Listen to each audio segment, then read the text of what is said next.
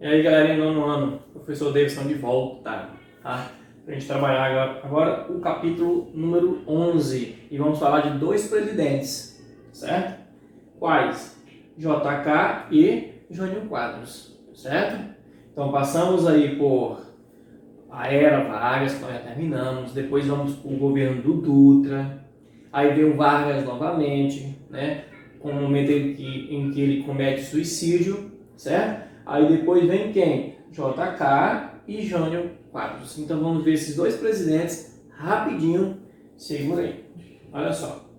Então tá aqui a figura do JK, um cara sempre muito bem visto pela sociedade brasileira, né? Naquela época então, foi governador de Belo Horizonte, ou governador de Minas Gerais, prefeito de Belo Horizonte, tá? Fez um governo bom naquele período, entrou na presidência com uma expectativa muito alta, né? Começou muito bem, mas no final do governo dele, né, já estava em crise, inflação alta, casos de corrupção, certo? Mas era o presidente Bossa Nova. Até música criaram para o JK, que gostava de tocar um violão, gostava de uma festa, gostava de uma bossa nova, beleza? Então vamos ver. Governo JK, o Juscelino Kubitschek, vai de 1956 até 1951, beleza? 50 anos em 5. Este era o slogan, tá? Que fazia parte do plano de metas do JK. Desde a sua candidatura, nas propagandas, ele já falava desse plano de metas, ele já falava desses 50 anos em 5, certo? E o que esses 50 anos em 5 representavam? Ele iria fazer com que o Brasil desenvolvesse 50 anos em apenas um mandato de 5 anos.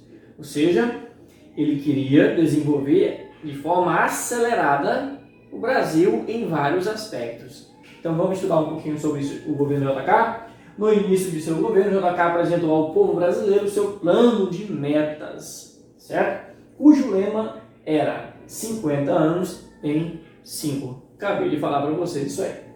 O plano de metas consistia no investimento em áreas prioritárias para o desenvolvimento econômico do país, tá? Principalmente infraestrutura, tá? Na construção de rodovias, hidrelétricas, aeroportos e indústria.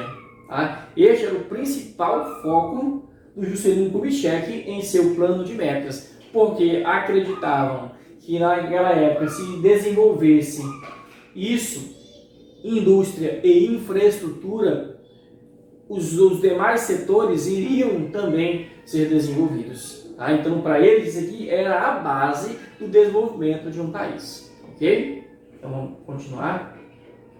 Principais acontecimentos do governo de JK. O que ele fez também? Né?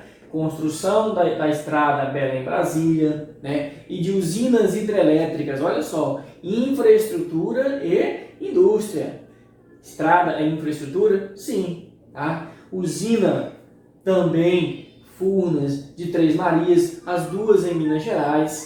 Tá? Construção da cidade de Brasília. Tá? Implantação da indústria automotiva. JK, ele é para a indústria brasileira um dos principais nomes. Né? Ele é quem vai fazer de fato uma abertura para o capital externo. Vai fazer com que as indústrias de outros países, principalmente as automobilísticas, venham para o Brasil e se instalem no Brasil. Certo? Podemos citar como exemplo a Ford, que veio dos Estados Unidos, tá? A GM, que também é dos Estados Unidos, que nós conhecemos aqui no Brasil como Chevrolet. Bom? E depois, automaticamente, outras como a Fiat, que veio da Itália, a Chrysler, a Mercedes, tá certo? Então tudo vem o quê? De fora. A Volkswagen vem da Alemanha, né? É o carro do povo, Volkswagen, tá? Empréstimos internacionais. Isso aí também marcou o governo do JK, né? Ou seja, para fazer todo esse desenvolvimento na indústria e na infraestrutura, grande parte do montante deste dinheiro vinha de onde? De fora, dos Estados Unidos principalmente, né? Então houve sucessivos empréstimos, né? E esses empréstimos fizeram com que o Brasil aumentasse a sua dívida externa, como nunca antes na história do país. Então o JK fez muita coisa em infraestrutura e indústria, fez, mas grande parte do dinheiro utilizado nisso veio de fora, era um dinheiro emprestado. Bom, urbanização intensa e desordenada por conta da industrialização, tá? Por conta das obras de infraestrutura, muita gente veio morar em regiões que tinha pouca urbanização, né? Então, quando vem muita gente para uma região que está fazendo uma estrada, que está fazendo uma fábrica, uma grande fábrica, né? Está montando fábricas automobilísticas, vai muita gente para lá, porque almejar um emprego, tá? Só que a cidade, a rede urbana da cidade não estava preparada para suportar tanta gente. Então o que vai acontecer? Um crescimento desordenado da cidade, né? Vai fazer a conurbação, tá? As cidades vão crescer, os bairros periféricos, tá? Crescendo de forma completamente desordenada, né? Sem estrutura, ou seja, com energia elétrica precária, com água precária, né? Com ruas precárias, com saneamento básico precário, certo? Isso é crescimento desordenado. Criação da SUDENE, né? Superintendência do Desenvolvimento do Nordeste, que também vão ter casos de corrupção aí, inflação e concentração de renda. Então, olha só, apesar de todas as obras em indústria e infraestrutura, principalmente do plano de metas, o que vai acontecer? Inflação, tá? E vai também haver o que? Concentração de renda, ou seja, todo aquele montante de lucros, de dinheiro, de movimentação econômica do país não vai para o mais pobre, né? Vai sempre para o mais rico. Isso a gente chama de concentração de renda, ou seja, aquela renda vai para a minoria e não para a maioria, para o povão.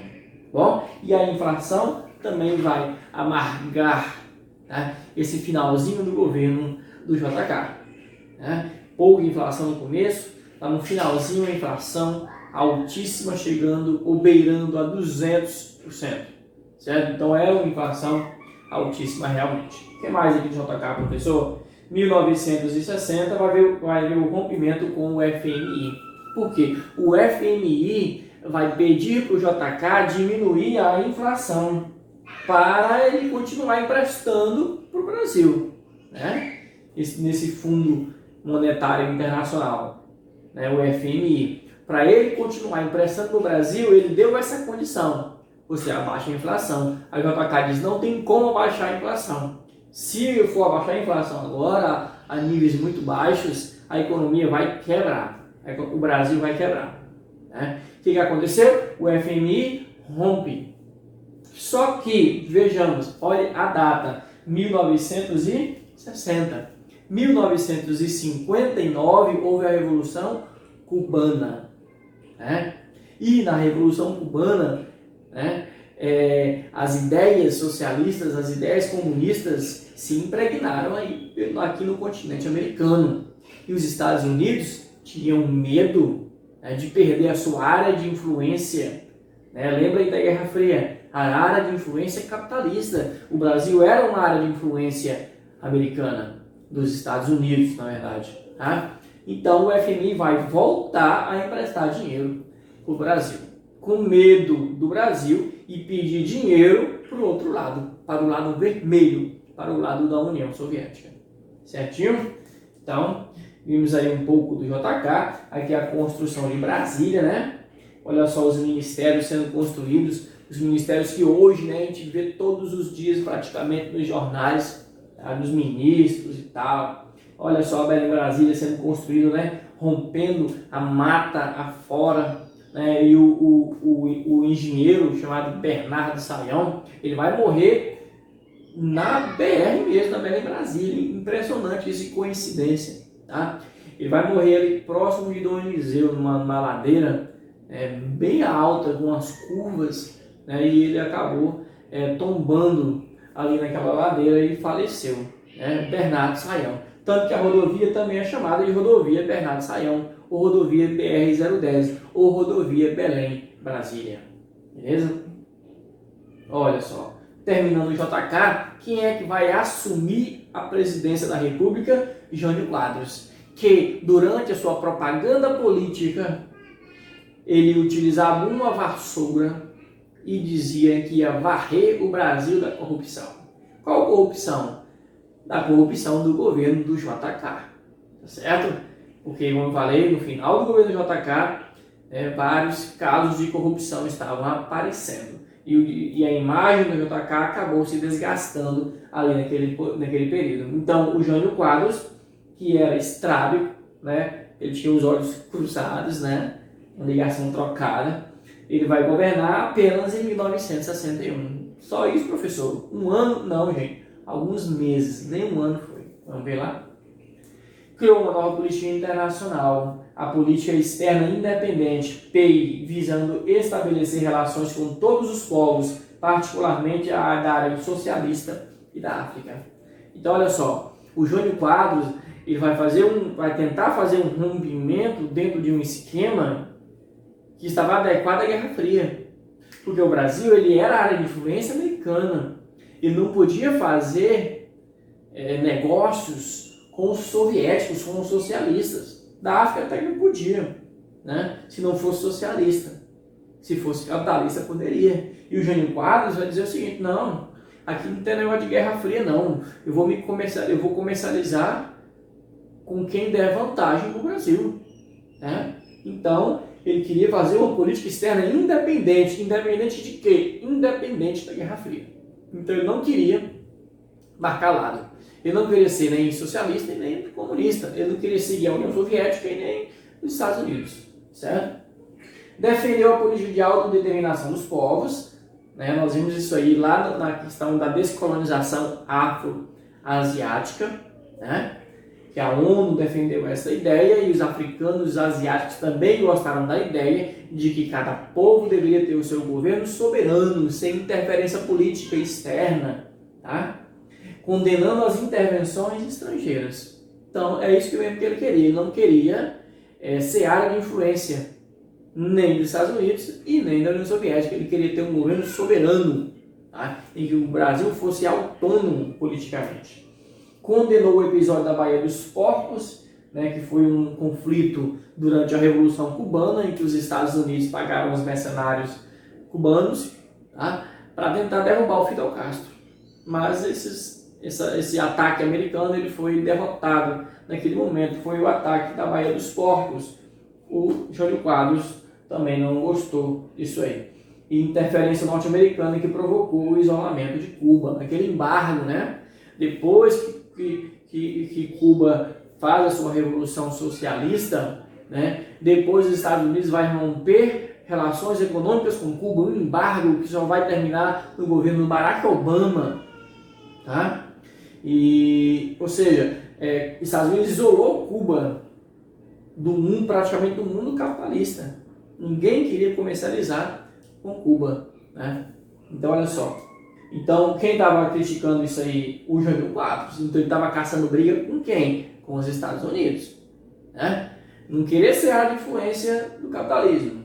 Querer comercializar com socialista. Criticar a intervenção estrangeira em Cuba, né? Ou seja, ele estava batendo de frente com os Estados Unidos.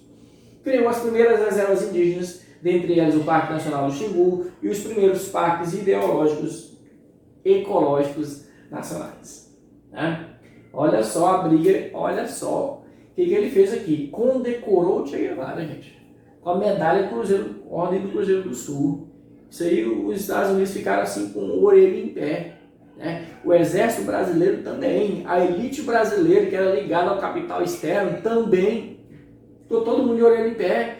Esse cara é comunista, só pode ser comunista. Como é que ele chama o Che Guevara, um dos guerrilheiros da Revolução Cubana, para receber uma medalha aqui no Brasil? O que é isso? Isso é um absurdo, isso é o quê? Essa coisa toda, né? Olha só, a renúncia de Jânio. O que o Jânio faz? O Jânio, por conta da pressão das elites, pressão americana, ele vai pensar o seguinte: ó, eu vou renunciar, né? e o povo ele vai me pedir de volta. Né? O povo vai pedir a minha volta para a presidência da República, né? Porque sabe os meus esforços, né, em prol da nação. Ele vai renunciar. Ficou 6 meses como presidente, renunciou. Tá? Ninguém moveu uma palha para o Jânio Quadros voltar à presidência. Ninguém fez uma manifestaçãozinha, não fez uma greve, não fez nada. Pediu renúncia, perdeu o cargo. E agora, quem era o vice? João Goulart.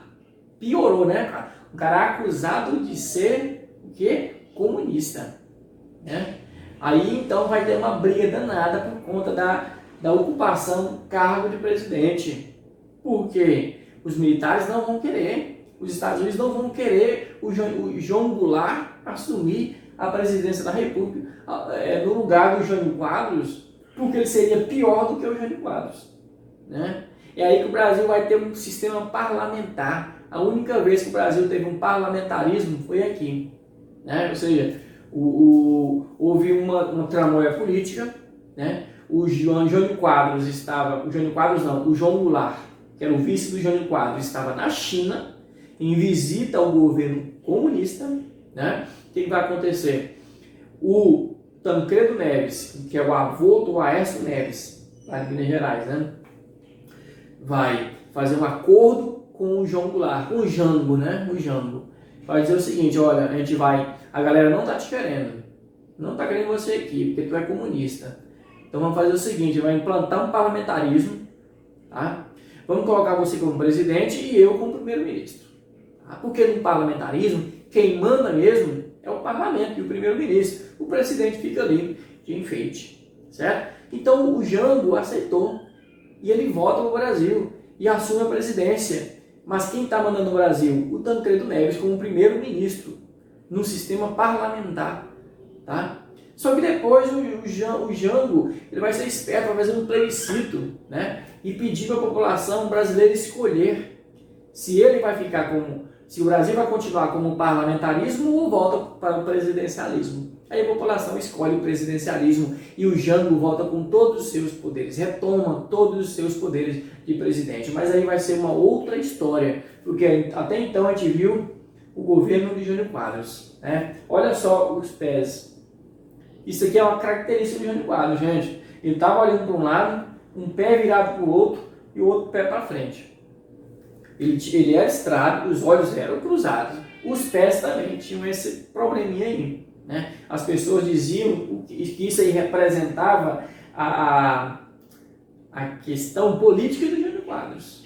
Né? Ou seja, ele estava olhando para um lado, mas o pé estava apontando para o outro.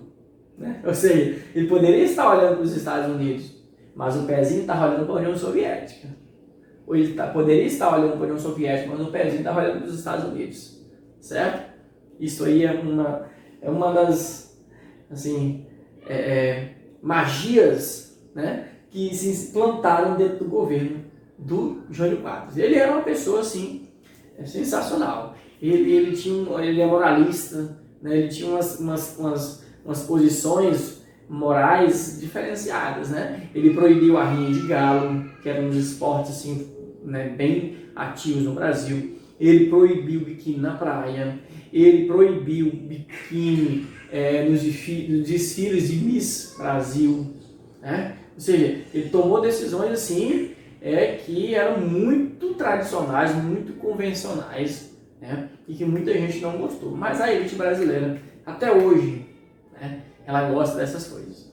Esse tradicionalismo, né, da moralidade, essas coisas que a gente vê por aí, tá certo? Então esse é o Jânio Quadros, beleza? Então a gente finaliza aqui no Jânio com essa imagem dele olhando para um lado e o pé apontando para o outro. Tá? Isso representava a sua posição política. Estava olhando, como ele falou, ele queria uma política externa independente. Tá? Então ele olhava para um lado e olhava para o outro ao mesmo tempo. Beleza? Um abraço e até a próxima aula, galerinha.